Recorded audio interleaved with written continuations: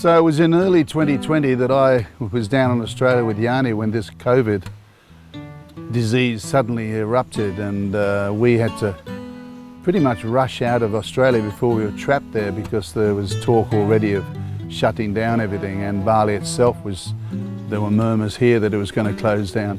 So we quickly went back to Bali and we got in, and 2 days later the island was shut down completely.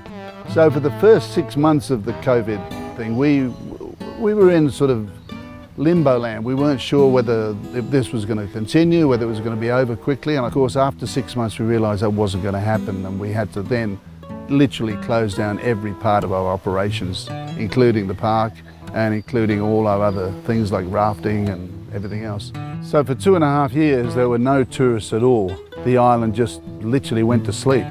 It was unbelievable. Everything closed. I had to shut down all operations slowly. It was a very, very difficult decision to make. Well, today is the last day for my company. We've tried to hold out as long as we can with our, almost 700 staff. So it's been a bitter pill to have to swallow, to have to look at all those staff and realise that we just can't keep them all on. So it's a hard day for us. It's been a few weeks coming, but I think we're probably one of the last businesses in Bali to close down in tourism anyway. So today's the day. Some of the staff we had to keep on to keep operations working, particularly here at the park. The big thing about keeping elephants in a situation like this is that they require a lot of food, a lot of veterinary care, making sure that they have enough exercise, socialisation and all the other things that go with keeping elephants. They eat about 200, 250 kilos of food a day, an adult elephant. Their food is quite a mixed diet. We can't just feed them grass or something like that. Unfortunately, they have to have quite a mixed diet. So they need fruits, vegetables, coconut palm, banana palm, all that sort of. They really are quite an expensive animal to look after. We have literally 3 tip trucks of food come into the park a day, which will still continue on no matter what.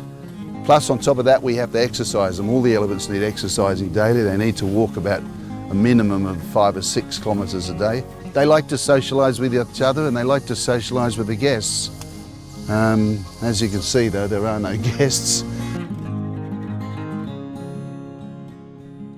We were, unfortunately, though, in the middle of a few projects which we had planned in the previous year, and a lot of it was equipment that we'd ordered for kitchens and extensions and all sorts of things, including this walkway, and it was all on its way. So we had to keep moving, we had to keep spending money to get it all finished. So unfortunately, COVID hit us very badly, because with a close down, there was 0 income coming in. So by the time we got to 2023 and the island finally started to open, it was a relief to start seeing tourists again, and tourists have slowly been coming back in the last year. So we're hoping that this trend will continue. So now it's nice to see that we've got the guests coming back again all over the park. Week by week we're slowly increasing in numbers, and we hope that in the next few months we can welcome back more people. So we look forward to welcoming all of you back from wherever in the world to Mason Adventures here in Bali.